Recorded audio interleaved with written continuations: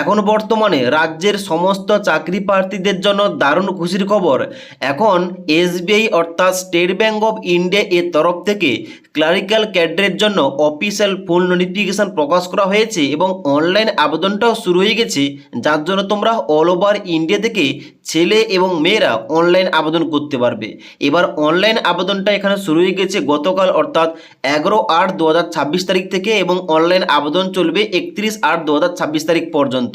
তাই আজকের এই ভিডিওটির মাধ্যমে তোমাদের স্টেপ বাই স্টেপ দেখাচ্ছি তোমরা এই এসবিআই ক্লার্কের জন্য কিভাবে সম্পূর্ণ অনলাইন ফর্ম ফিল আপটা করবে। ওকে, তবে ফর্ম ফিল আপ দেখানোর আগে কয়েকটা গুরুত্বপূর্ণ তথ্য নোটিফিকেশান অনুযায়ী দিচ্ছি।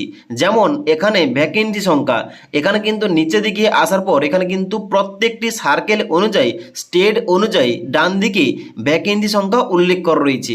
এবার মোট এখানে শূন্য পদ সংখ্যা রয়েছে 7,680টা, যার মধ্যে আমাদের ওয়েস্ট বেঙ্গলের মধ্যে তারা তোমরা আবেদন করবে যাদের তোমাদের এখানে বাংলা ভাষার জন্য আবেদন করবে এখানে কিন্তু শূন্য পদ সংখ্যা রয়েছে 555টি। ওকে, এবার এখানে কোয়ালিফিকেশান কি লাগছে? কোয়ালিফিকেশান লাগছে এখানে শুধুমাত্র গ্রাজুয়েশন পাস, যে কোনো ডিসিপ্লিন অর্থাৎ যে কোনো শাখা থেকে শুধুমাত্র গ্রাজুয়েশন পাস যোগ্যতায় আবেদন করতে পারবে।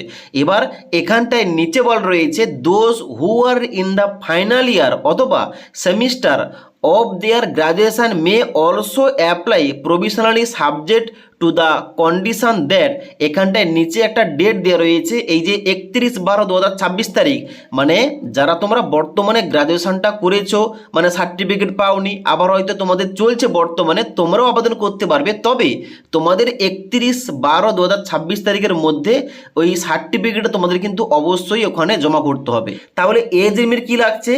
এজ লিমিট লাগছে এখানে 1/4/2026 তারিখ অনুযায়ী তোমাদের বয়সটা হতে হবে 20 থেকে 28 বছরের মধ্যে, তবেই তোমরা এখানে অনলাইন আবেদনটা করতে পারবে। এবং যেমনটা প্রত্যেকটা ক্যাটাগরি অনুযায়ী ওবিসিদের ক্ষেত্রে এখানে আপার এজ লিমিটের 3 বছর ছাড় দেওয়া রয়েছে, এসসি এসটি হলে 5 বছর এবং এখানে কিন্তু অন্যান্য ছাড়গুলো দেওয়া রয়েছে। তো এবার তোমাদের স্টেপ বাই স্টেপ বলে দিচ্ছি এখানে তোমরা এই এসবিআই ক্লার্কের জন্য কিভাবে অনলাইনে সম্পূর্ণ ফর্ম ফিল আপটা করবে।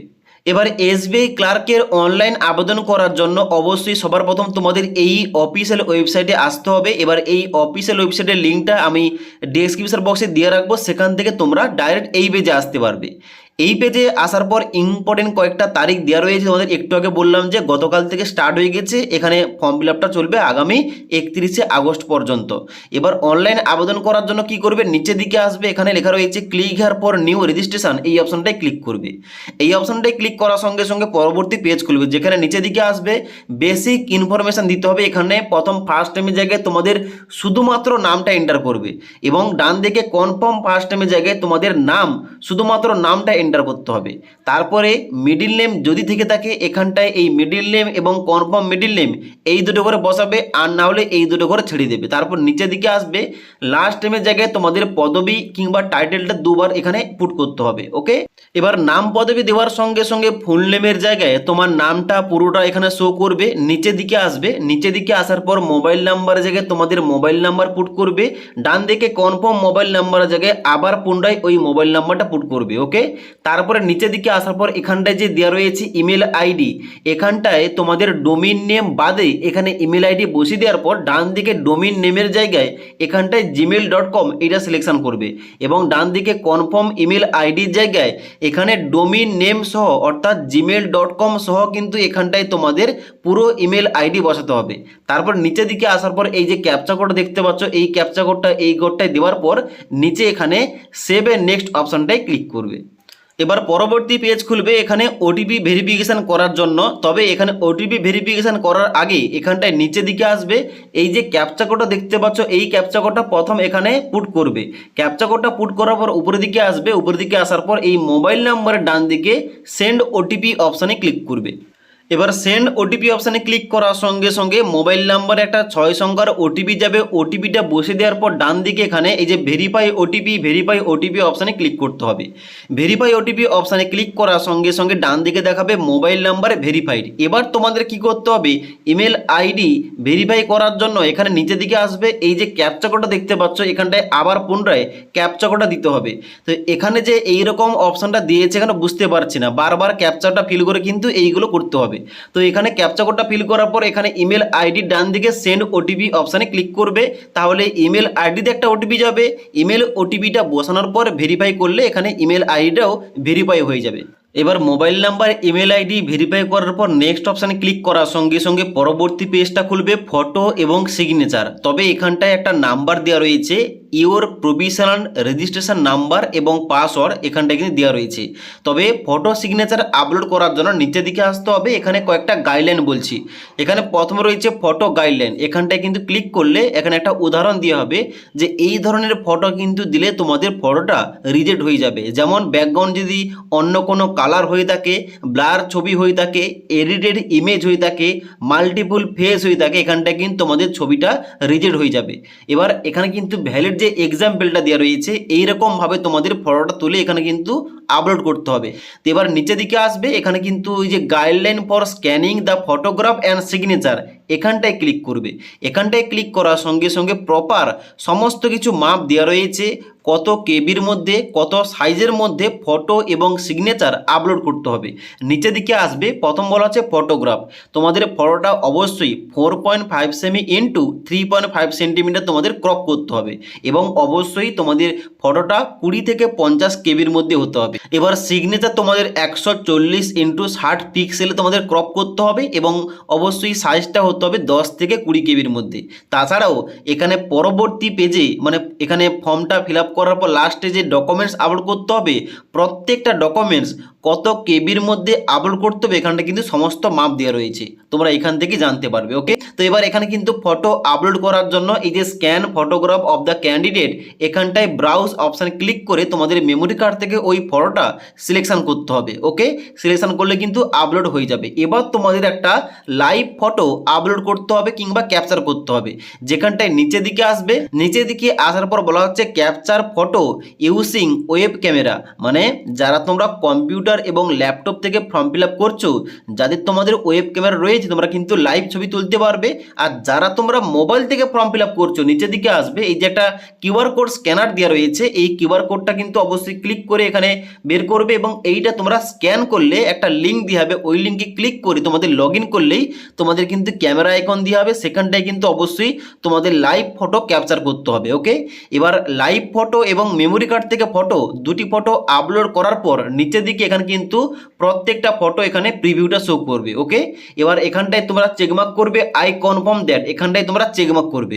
চেকমার্ক করার পর নিচের দিকে আসবে, নিচের দিকে আসার পর এখানটায় চেকমার্ক করবে এবং নিচের দিকে আসার পর সিগনেচার আপলোড করার জন্য এখানে চুজ ফাইল অপশনের ডান দিকে ব্রাউজ অপশনটায় ক্লিক করবে। ব্রাউজ অপশনটায় ক্লিক করার সঙ্গে সঙ্গে তোমাদের মেমোরি কার্ড থেকে সিগনেচার তোমাদের আপলোড করতে হবে। আপলোড করার পর আই কনফার্ম দ্যাট এখানে চেকমার্ক করবে। চেকমার্ক করার পর এখানে নেক্সট অপশনটায় ক্লিক করবে। নেক্সট অপশানে ক্লিক করার সঙ্গে সঙ্গে পরবর্তী পেজ খুলবে ডিটেলস ইনফরমেশনের পেজ, যেখানটায় বেসিক ইনফরমেশান এবং কোয়ালিফিকেশান এখানে অ্যাড করতে হবে। তো প্রথম রয়েছে সার্কেল, যেখানটায় তোমাদের সার্কেল সিলেকশন করতে হবে, তুমি কোন সার্কেল থেকে আবেদন করছো। তো আমাদের যে সার্কেল ওটা কিন্তু কলকাতা সার্কেল, যারা তোমরা ওয়েস্ট বেঙ্গল থেকে আবেদন করছো তোমাদের কিন্তু অবশ্যই কলকাতা এইটা সিলেকশন করতে হবে। কলকাতা সিলেকশন করার পর এখানে কিন্তু অবশ্যই তোমাদের নিচের দিকে আসতে হবে। নিচের দিকে আসার পর এখানটায় স্টেট, এখানটায় কিন্তু অবশ্যই ওয়েস্ট বেঙ্গল এইটা সিলেকশন করবে। ওয়েস্ট বেঙ্গল সিলেকশন করার পর বলা হচ্ছে লোকাল ল্যাঙ্গুয়েজ তোমাদের সিলেকশন করতে হবে, যেখানটায় কিন্তু অবশ্যই বেঙ্গলি এইটা তোমরা চুজ করবে।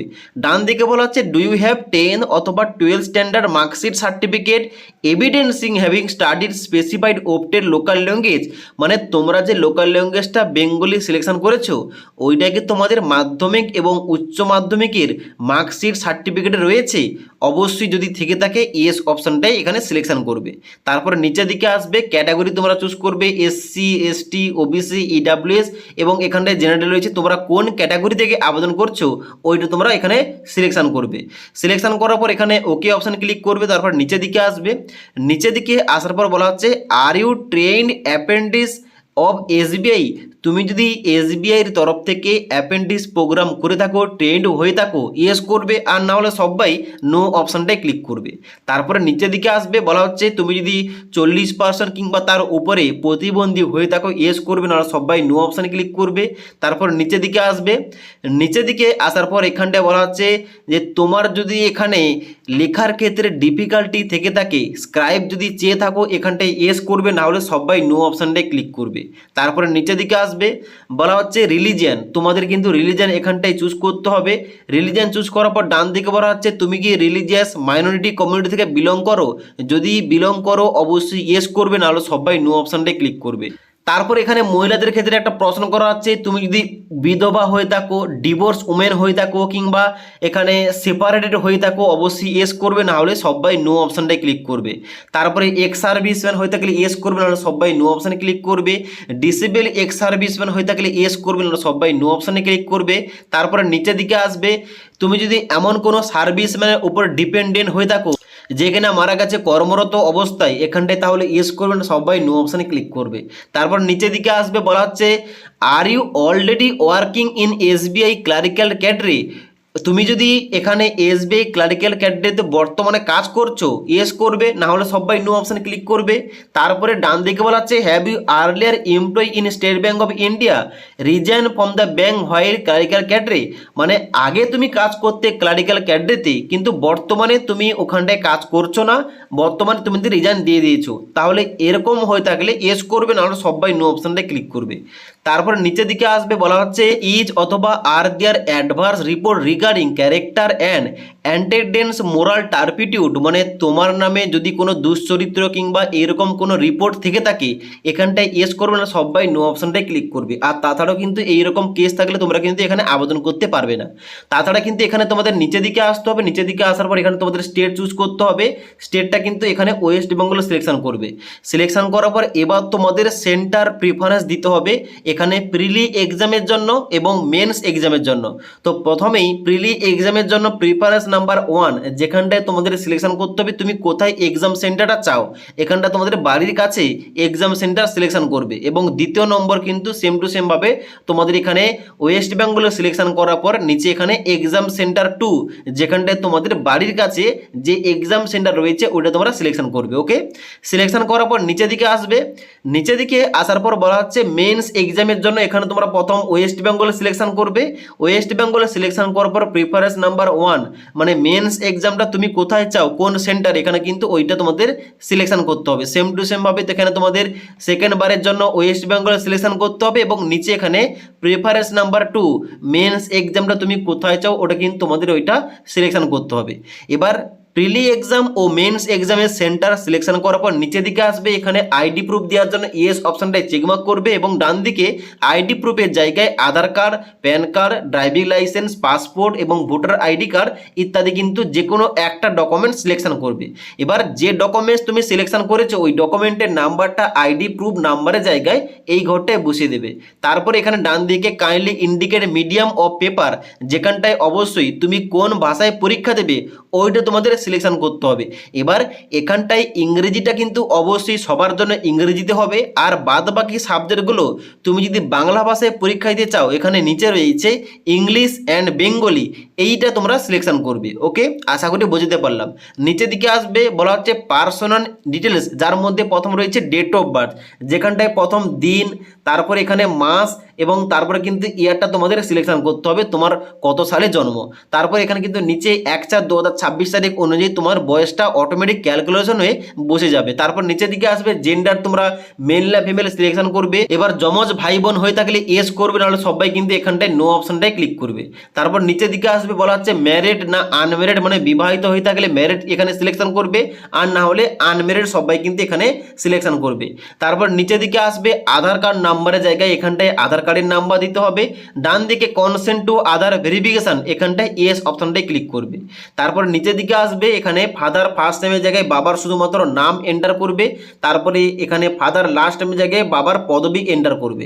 তারপরে নিচের দিকে আসবে এখানে মাদার ফার্স্ট নেমের জায়গায় মায়ের শুধুমাত্র নামটা পুট করবে এবং এখানে মাদার লাস্ট নেমের জায়গায় মায়ের পদবি কিংবা টাইটেলটা পুট করবে। তারপর নিচের দিকে আসবে বলা হচ্ছে এখানে অ্যাড্রেস ফর করসপন্ডেন্স, যেখানে অ্যাড্রেস লাইন 1 এর জায়গায় গ্রামের নাম, তারপরে অ্যাড্রেস লাইন 2 এর জায়গায় এখানে পোস্ট অফিসের নাম, তারপরে অ্যাড্রেস 3 এর জায়গায় এখানে তোমাদের থানার নাম লিখতে হবে। ওকে, এবং তারপর তোমাদের ডান দিকে ডিস্ট্রিক্টের নাম এখানে লিখতে হবে এবং এখানে নিচে স্টেটের জায়গায় ওয়েস্ট বেঙ্গল সিলেকশন করবে।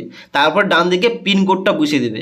এবার পিনকোডটা বসানোর পর নিচের দিকে আসবে বলা হচ্ছে পার্মানেন্ট অ্যাড্রেস, যেখানটায় বলা হচ্ছে প্রথমেই যে যদি তোমাদের পার্মানেন্ট অ্যাড্রেস এবং করসপন্ডেন্স অ্যাড্রেস সেম হয়ে থাকে তাহলে এখানে same as address for correspondence এখানটায় চেকমার্ক করার সঙ্গে সঙ্গে উপরের অ্যাড্রেসগুলো নিচে অটোমেটিক ফিল হয়ে যাবে।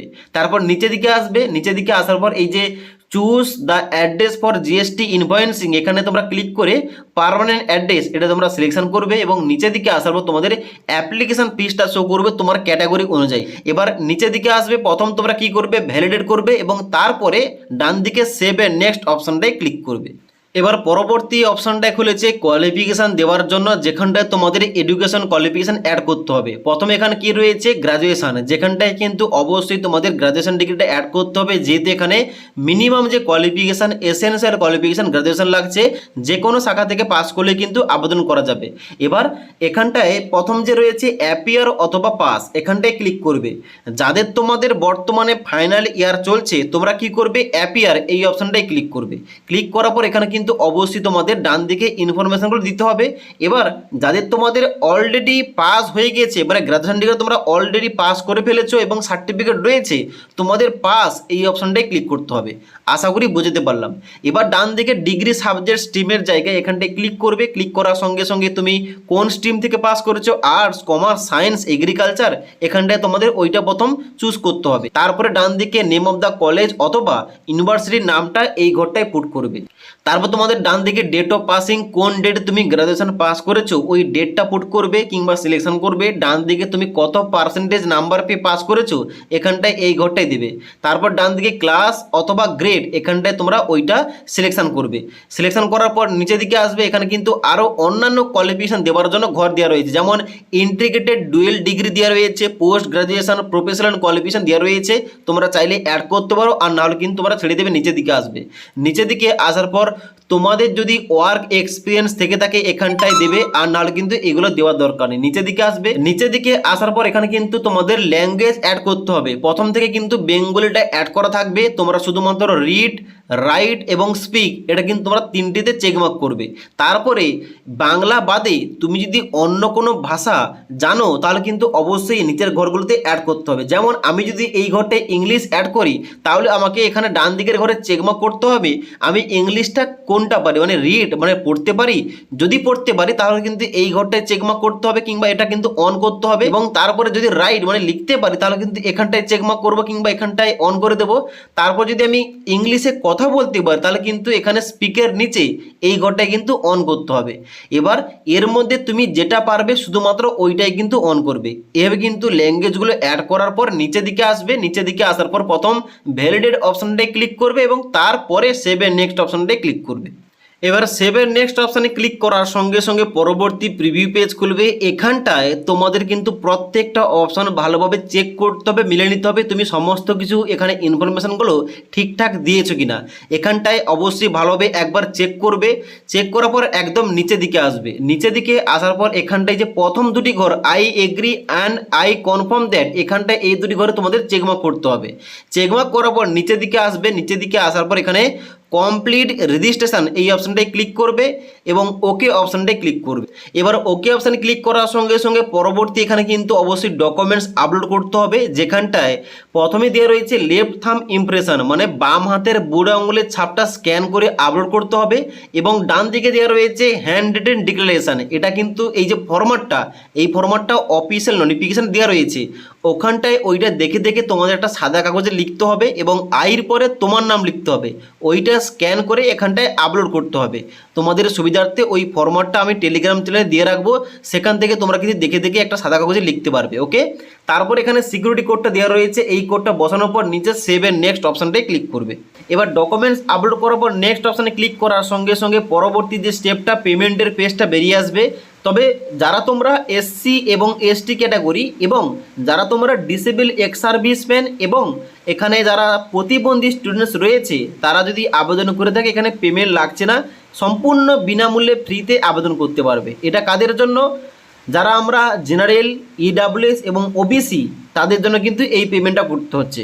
তো এখানে কিন্তু 750 টাকা পেমেন্ট করার জন্য নিচের দিকে আসতে হবে এবং এই যে সিকিউরিটি কোডটা, এই কোডটা বসানোর পর নিচে আসার পর এখানে সাবমিট অপশানটাই ক্লিক করতে হবে।